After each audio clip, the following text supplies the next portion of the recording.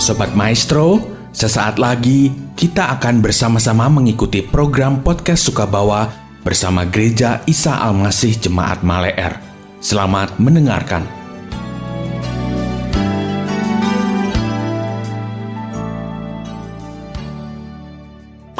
Podcast Sukabawa by Gereja Isa Al-Masih Maleer.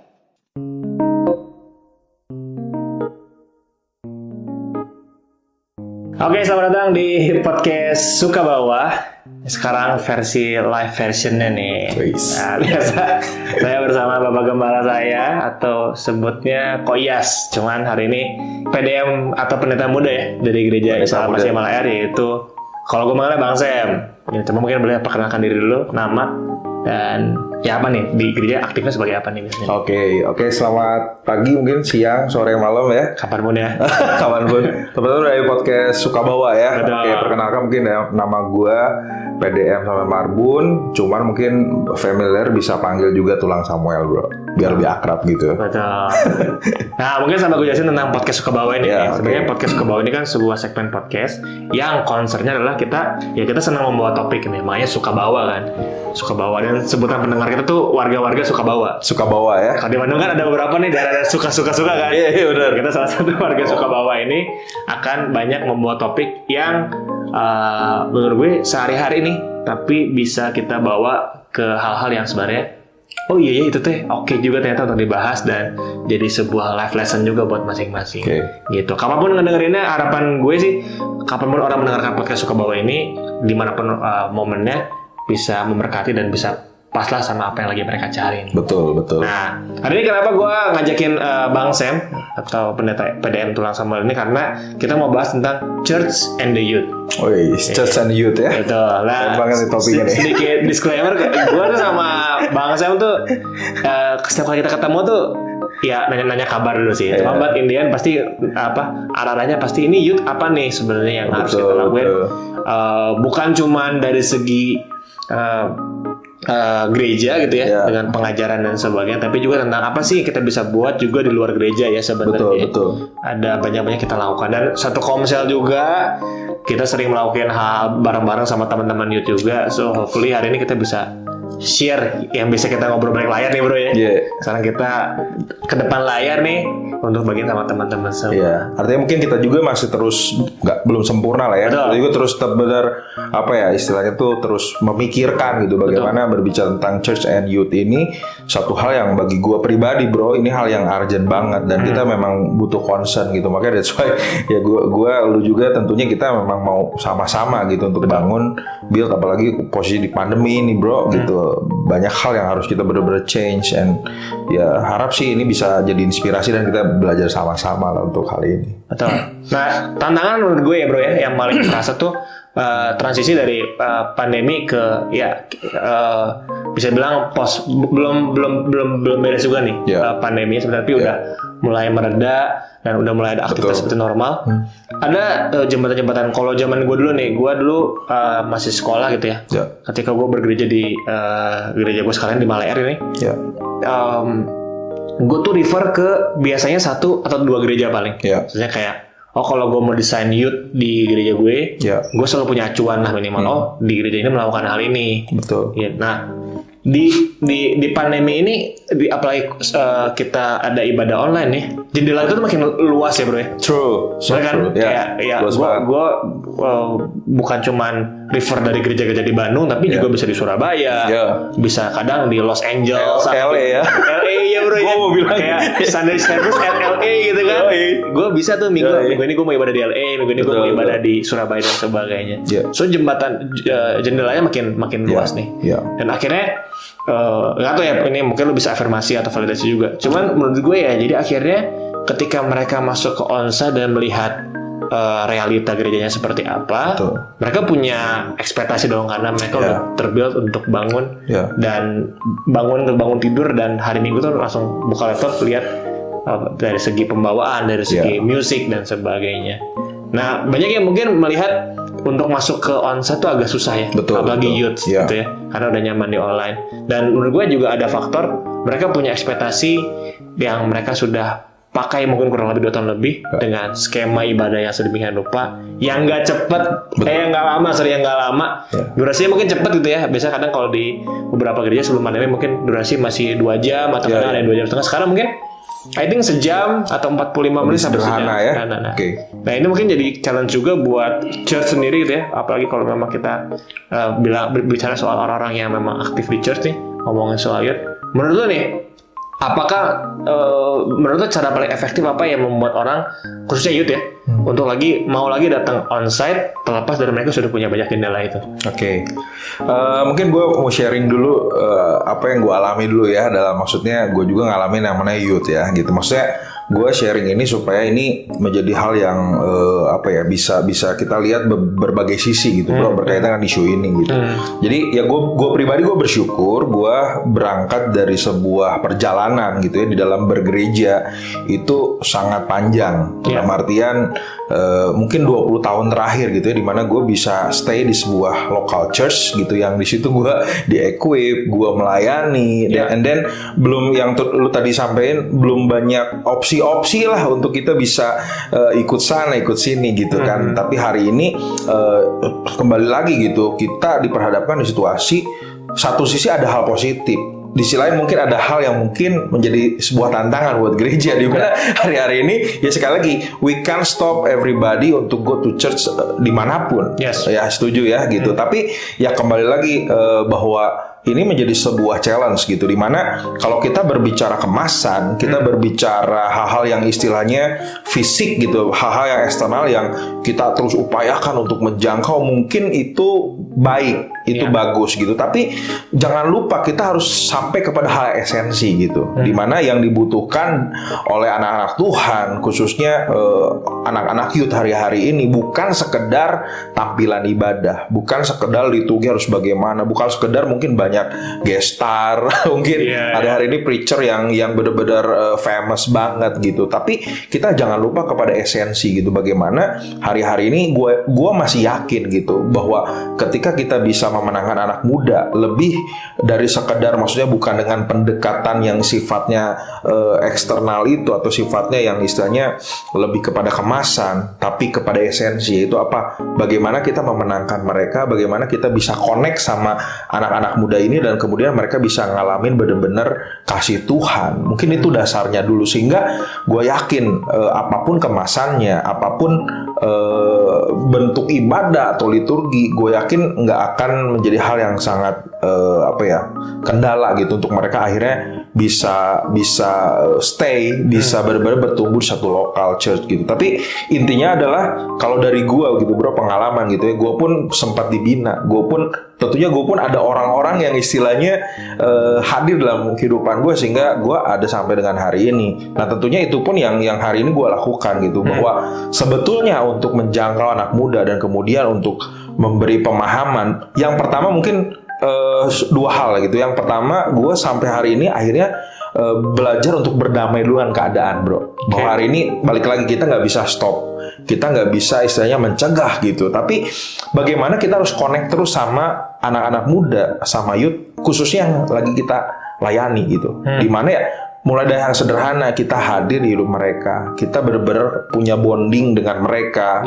Apalagi khususnya mungkin punya hal yang sama, like mungkin kayak bagi gua musik, mungkin medsos dan lain sebagainya. Kita punya mungkin jokes yang nyambung juga dengan mereka gitu. Kita ngerti dunia mereka. Gue yakin sih hal-hal itu dulu bro yang harus dibangun sebelum nanti kita berbicara bagaimana membuat ibadah ataupun hal apapun yang bagi mereka tuh mungkin menarik gitu. Tapi sebelum itu dilakukan, bagi gue yang paling dasar adalah bagaimana kita bisa connect sama hati mereka. Kita bisa nyambung, kita bisa ngerti dulu gitu dunia mereka, apa yang sedang mereka lakukan, apapun itu. Dan kemudian ya dengan berbagai cara I hope gitu kita benar-benar rindu untuk mereka pertama-tama ngalamin kasih Tuhan dulu. Sehingga dari itu mereka nggak masalahin dengan hal-hal yang bersifat nanti kemasan gitu. Oke. Tapi sebenarnya fokusnya kalau lihat jendela itu kan sebenarnya ya bagian apa yang mereka suka ya. Betul. Cuma kita lebih concern kepada apa yang mereka perlu gitu. Betul. Jadi sebenarnya fokusnya adalah menggunakan apa yang mereka suka untuk bisa jembatan ke apa yang mereka perlu gitu. True. Betul. Nah, cuman menurut gue deh untuk menjelajahi sampai ke hal yang perlu nih gitu ya. Sebenarnya kan mereka pasti mungkin merasa senang dengan apa yang mereka lihat. Betul. Cuman mungkin ada kebutuhan-kebutuhan yang nggak tersentuh mungkin ya. Karena baik lagi pertemuan langsung tuh nggak bisa dikalahkan oleh kualitas apapun ya. Menurut gue maksudnya kayak pertemuan tatap muka tuh memang sedip itu untuk ngobrol. Nah, dan pada akhirnya ketika ya apa yang kita lakukan sekarang mungkin ya sama-sama mungkin teman-teman ya youth servant juga lagi lakuin adalah ya mencoba melakukan apa yang disuka secara packaging tapi tetap nyentuh esensi. Nah, lu sendiri nih bro kan ya maksudnya youth tuh ya let's say lah menurut gue ya SMP, SMA, kuliah lah ya maksudnya. Dan lu ya gue ada kerja, lu juga udah cukup senior juga gitu ya. Maksudnya cara lu untuk bisa relevan dengan mereka apa yang lo lakuin sebenarnya biasanya? Oke, balik lagi ya. Kemarin gue sampein juga ada satu, mungkin kalau kita bicara basic Bible gitu ya, di 1 Korintus 9 tuh tentang Paulus. Bagaimana Paulus tuh sebetulnya dalam pelayanan itu dia melayani khusus orang-orang di luar Yahudi gitu ya. Jadi di luar Yahudi, sementara Petrus lebih concern orang Yahudi. Tapi situ ada statement sebetulnya Paulus di tengah-tengah pelayanan dia akhirnya melakukan sebuah yang namanya pendekatan, yaitu bagaimana kontekstual, jadi mengenal gitu. Bahkan di ayat-ayat yang bisa dibaca nanti di 1 Korintus 9 itu, ketika dia melayani pada waktu itu melayani orang Yahudi, dia mengenali budayanya seperti apa, komunikasi dan lain sebagainya, Yunani seperti apa, dan kemudian dia memutuskan untuk akhirnya gua akan belajar untuk mengenali mereka dengan berbagai cara supaya gue bisa masuk. Nah, ini kan sebetulnya kuncinya. Supaya kita masuk ya kita harus mengenali gitu, mengenali budaya, mungkin bahasa, habit-habit dari orang-orang yang akan dilayani gitu. Nah, sama halnya gue pun akhirnya di situ belajar gitu bahwa memang kita sebelum kita akhirnya bisa masuk, sebelum akhirnya kita bisa membawa sebuah message tentang kebenaran dan lain sebagainya, yang terlebih dahulu gue pun hari-hari ini berusaha untuk belajar untuk mengenali situasi mereka, khususnya apalagi sekarang gapnya jauh banget bro. Kadang-kala gue menghadapi juga anak-anak bukan sekedar yang kuliah kerja, ada kalanya teman-teman adik-adik SMP, adik-adik SMA gitu yang mungkin beberapa belajar musik juga gitu, dimana ya balik lagi mereka nggak bisa menyesuaikan dengan kita lah yang harus menyesuaikan gitu. Jadi tentang mungkin dunia mereka, bahkan mungkin game mereka gitu. Belakangan ya gue punya ponakan juga gitu bro, dia seneng anime, gue sangat nggak suka. Itu kan hal yang benar cross banget ya, bener nggak? Tapi belakangan di media sosial ada satu isu di mana satu anime sekarang lagi hype banget, bahkan dijadikan bahan skripsi nih bro. One Piece ya? One Piece bro. Gue kemarin akhirnya googling, cari tahu frame besarnya lah. Oh ternyata ini, dan kemudian ini yang mereka gandrungi. Bahkan beberapa influencer hari-hari ini juga benar-benar fans banget, benar-benar ngikutin banget gitu. Jadi gue pun akhirnya sampai kepada pemikiran, ya kita sebagai pelayan Tuhan gitu, apalagi ya as a pastor di zaman now ini nih bro, kita nggak bisa lagi maksudnya senang dengan dunia kita sendiri gitu. Kita harus belajar apa yang anak-anak muda sekarang sedang gandrungi, sedang minati, hobi-hobi mereka, sehingga dari situ kita bisa tahu cara mereka, dan kemudian kita bisa pendekatan, minimal kita tahu lah gitu film apa yang mereka lagi tonton, game apa. Dari situ gue rasa kita ngobrol nyambung buat opening untuk kita bisa masuk gitu. Jadi gue selalu dari situ dulu berangkatnya, dari bagaimana mengenali mereka. Terus gue berusaha untuk kayak ngobrol juga nggak formal, untuk langsung aja pokoknya jokes aja, canda. Kita berusaha untuk pokoknya intinya mengenali mereka dulu lah gitu. Kita berusaha menahan apa yang menjadi mungkin pemikiran kita, tujuan kita. Jangan dulu, kita berteman dulu, bersahabat, pure dulu itu bro. Baru mungkin dari situ kita bisa, ketika ada ruang-ruang untuk bisa kita lebih masuk, lebih deep, baru ada hal yang kita sampaikan, itu gue yakin bisa dengan leluasa. Tapi intinya balik lagi, pertama kita harus kenal dulu siapa anak-anak yang mau kita layani, siapa anak-anak yang mau kita tuju gitu, untuk akhirnya kita bisa bagikan sebuah message ke mereka gitu. Oke. How to maintain relationship dengan youth ini sendiri, yang mungkin sifatnya nanti bisa lebih fleksibel ketika memang berbicara tentang konteks di luar aktivitas gereja. Karena apa yang Bang Sam dan gue juga lakuin akhir-akhir ini, ya memang kita sering nongkrong dan memang nggak selalu di gereja ya bro. Misalnya kita kadang bisa cari coffee shop, kita bisa cari nasi goreng pinggir jalan kadang ya, untuk kayak bisa bikin komsel dan bikin sesi ngobrol di situ. Dan in some way justru jadi lebih live ya di situ ya. Jadi kayak lebih udah bisa lebih apa ya, kalau kita mau ngomongin kayak One Piece dan sebagainya, gue nggak bilang sih kita mungkin bisa dapat firman Tuhan juga, bisa dari inspirasi One Piece juga mungkin bisa ya, karena gue pernah lu yang bilang ya, karena Tuhan tuh yang menciptakan segalanya kan sudah kan. Jadi so sebenarnya kita bisa masukin aspek-aspek apa penginjilan ataupun juga kebenaran itu lewat berbagai hal ya. Tapi kalau kita ngomongin soal church sendiri ya bro ya, kita ngomongin soal orang-orang yang khususnya youth sendiri yang mereka tuh punya apa yang mereka suka itu gitu ya. Nah bagaimana ketika mereka dihadapkan dengan sesuatu yang mereka nggak suka? Misalnya ya church kadang kan punya liturgi, church punya susunan ibadah, church juga punya. Ya kita juga nggak bisa, church juga nggak bisa kayak gereja juga nggak bisa pengen menuhin semua apa yang orang suka kan. Betul. Kadang ada hal general yang memang harus kita terima bareng-bareng. Nah pandangan lu sendiri nih, maksudnya apakah itu memang harus youth-nya punya sudut pandang yang berubah, atau church-nya sendiri yang harus mulai adapt dengan situation gitu. Tapi gue rasa untuk mengubah liturgi dan sebagainya kan juga itu sesuatu yang sudah budaya dan juga sudah ditetapkan bersama kan. Jadi kayaknya challenging juga kalau emang harus dirubah. Tapi menurut lu gimana nih masalah ini?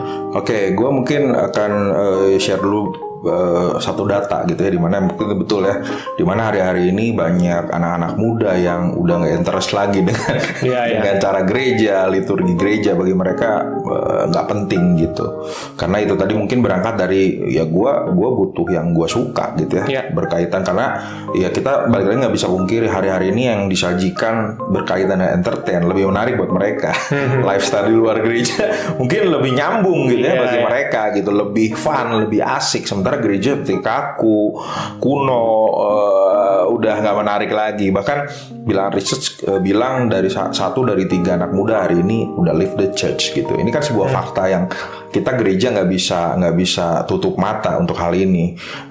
Lebih dari, maksudnya bukan berarti gereja tidak berpegang kepada hal yang prinsip atau hal yang sudah memang menjadi sebuah sebuah aturan gitu ya. Itu pun tentunya baik gitu. Cuman mungkin gue bisa sharing bahwa hal ini ya tentunya harus dua belah pihak gitu. Dimana ada satu momen juga bro, mungkin beberapa tahun lalu gitu, satu gereja juga di Bandung, dimana ketika ada sebuah yang namanya rekonsiliasi dari generasi, mungkin kalau kita bilang generasi orang tua dengan generasi muda, di mana tentunya bukan ini isu distrust hari ini juga menjadi sebuah hal yang benar-benar lagi marak juga gitu, di mana ya mungkin karena itu tadi ya, sementara orang tua kan pengennya ini aturan begini, liturgi begini, anak muda kan pengennya yang lebih fleksibel, benar nggak? Nah ini kan nggak ketemu biasanya bro, gitu. Makanya di satu momen itu, waktu itu ada satu momen di mana mereka ketemu and then ngobrol secara nggak perlu formal, ngobrol apa sih kita yang dipengen anak muda, apa yang dipengen orang tua, dan kemudian di situ ketemu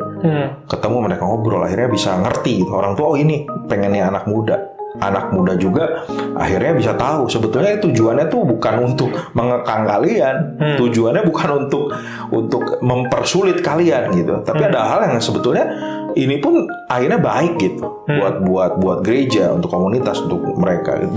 Jadi intinya bagi gue sih hal seperti ini ngobrol, atau mungkin sudut pandangnya gini ya, misalnya gue nggak tahu bisa jadi inspirasi mungkin buat anak-anak muda gitu.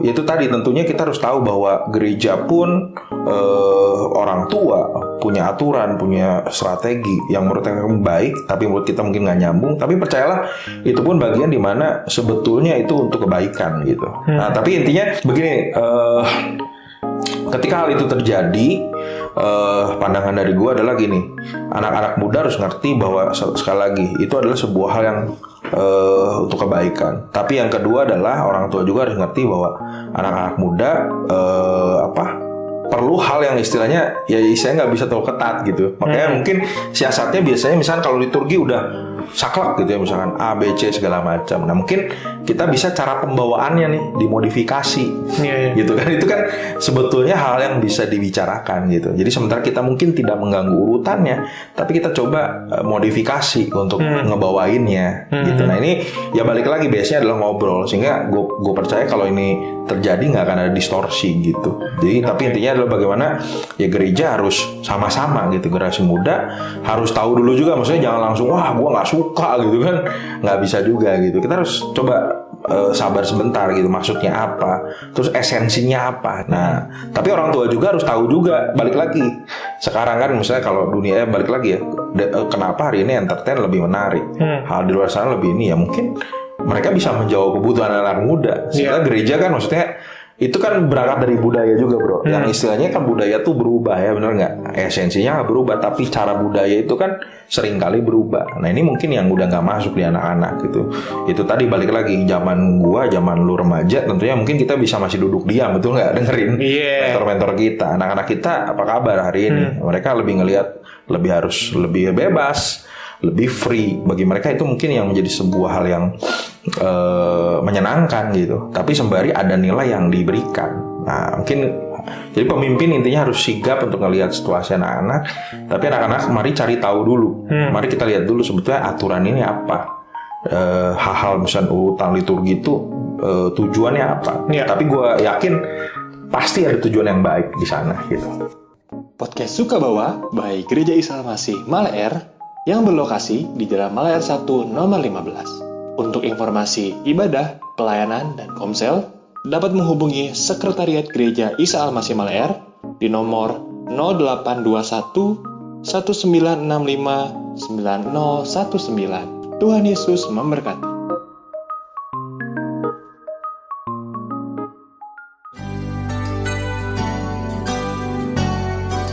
Sobat Maestro, Anda baru saja mendengarkan program Podcast Sukabawa bersama Gereja Isa Al-Masih Jemaat Maleer. Terima kasih atas kebersamaan Anda. Tuhan Yesus memberkati.